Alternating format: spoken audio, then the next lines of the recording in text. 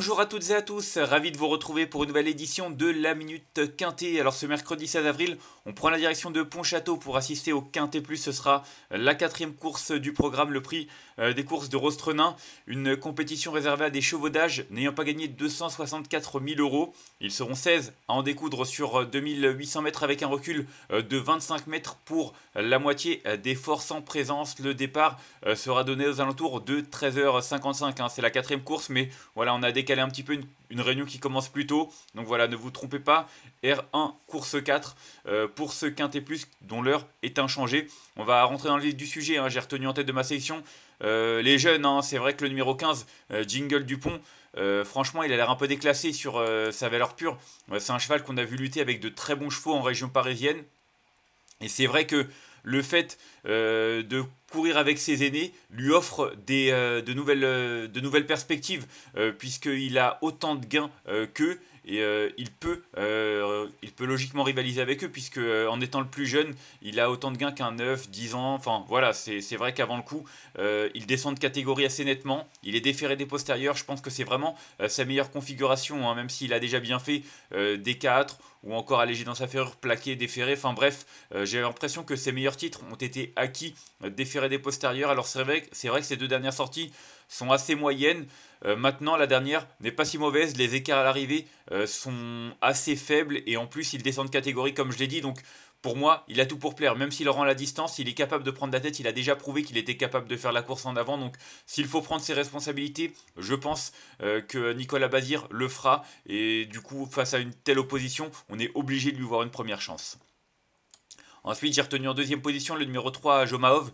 Je l'aime beaucoup, cette jument. Elle est régulière, elle est courageuse. On l'a vu elle aussi en région parisienne, notamment durant la première partie du meeting d'hiver. Et puis derrière, elle a pris la direction de la province où elle s'est très bien comportée, que ce soit Argentan, Croisé-la-Roche. Dernièrement, c'était à Angers il y a 2 semaines. Et elle terminait deuxième dans l'eau qui était bien composée. Elle prouve que non seulement elle est capable de s'adapter à tous les parcours, mais également sa maniabilité, sa polyvalence. Donc j'aime beaucoup son profil.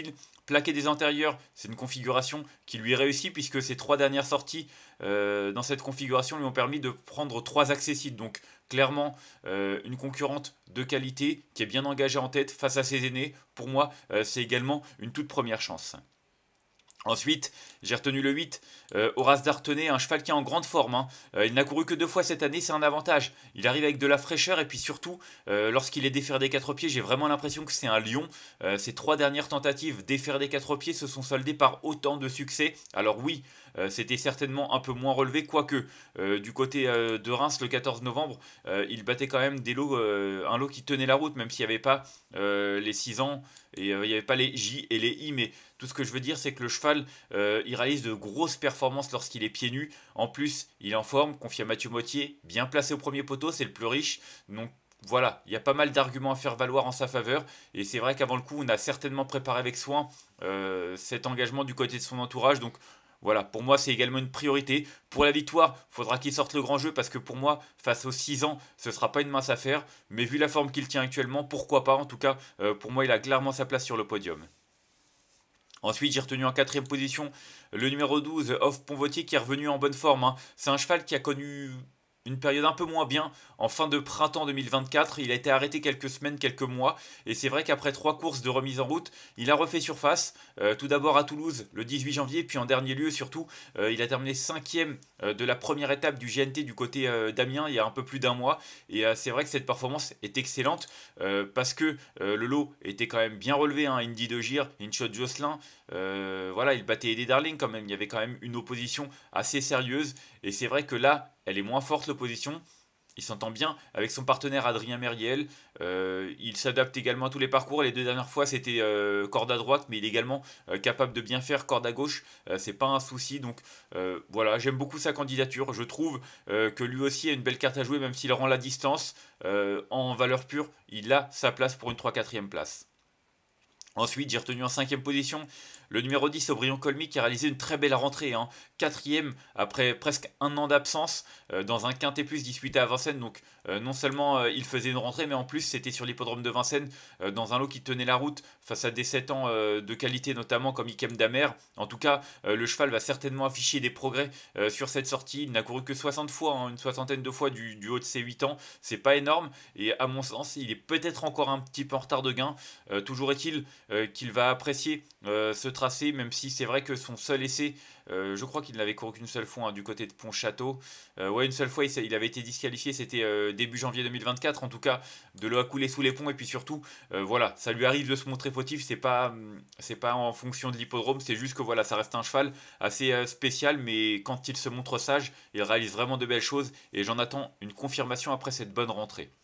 Ensuite, j'ai retenu en sixième position le numéro 4, Gesta Buissonnet. Je pense qu'elle trouve des tâches maintenant plus faciles en province. Hein. C'est une jument qui a eu un début de carrière assez intéressant. Elle a fait de belles choses du côté de Vincennes. Désormais, c'est un peu plus dur du côté de Vincennes. Peut-être au trop monté, ça reste encore accessible. Mais à l'attelage, j'ai vraiment l'impression que ça devient un peu difficile. Et c'est vrai que ces deux dernières tentatives à Reims et à Angers montrent qu'elle est certainement plus à l'aise sur des tracés moins difficiles. En tout cas, c'est une jument qui est en forme. Elle est confiée à Benjamin Rochard. C'est également une des 6 ans au départ. Donc clairement, la jeunesse prime et ça peut faire la différence, tout du moins pour une 3, 4, 5e place. Ensuite, j'ai retenu en 7e position le numéro 2, Idem Dupont, qui est revenu hein, il n'y a pas longtemps chez Alexandre Buisson. C'est assez spécial hein, comme profil de carrière. Un cheval qui est passé par la case réclamée en début d'année, qui est revenu chez Alexandre Buisson, comme j'ai dit. C'est vrai qu'en début de carrière, il courait déjà pour l'entraînement de Alexandre Buisson avant de prendre la direction du sud de la France, hein, notamment chez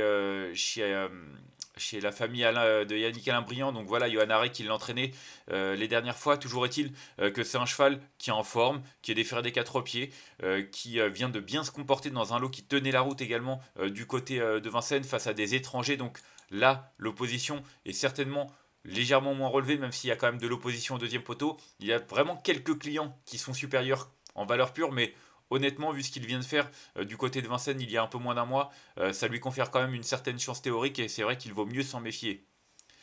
Enfin, en 8e position, j'ai retenu le 16 Ivanov, qui a gagné en maniabilité hein, à l'attelage. C'est vrai qu'on le connaît surtout au trot monté, là où il a pris la majorité de ses gains. Mais dans son avant-dernière sortie, 3e derrière Greco Bello Kamehameha, en battant Econ Madrid et Joconde Sibé. Donc franchement, c'était du côté de Laval, mais la performance est excellente. Là, il rend la distance. Faut voir comment ça va se passer, mais il est déféré des 4 pieds. Et c'est vrai qu'au vu de sa dernière sortie à l'attelage, où il a vraiment beaucoup séduit, je pense qu'il a lui aussi sa place à l'arrivée, même si voilà, il faudra quand même qu'il se montre appliqué et qu'il arrive à rendre la distance.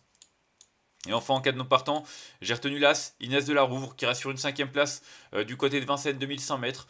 C'était sa première vraie course après 2 épreuves où elle était ferrée. Et là, elle est déférée des 4 pieds. Alors oui, c'est la moins riche au départ même, mais c'est une concurrente qui a quand même des références à faire valoir. Peut-être meilleure sur plus court, mais attention, elle a quand même de la qualité face à une telle opposition. Elle va pas être ridicule et je pense qu'elle est capable d'accrocher un lot. On va faire un petit récapitulatif de ma sélection avec le numéro 15 que j'ai retenu devant le 3, le 8, le 12, le 10, le 4, le 2 et le 16. Et en cas de non partant, l'As. En conseil de jeu, c'est vrai, comme j'ai dit, les plus jeunes, 15 et 3, pour moi, c'est deux très bonnes bases. Hein. Et puis le 8, déféré des 4 pieds, idéalement engagé.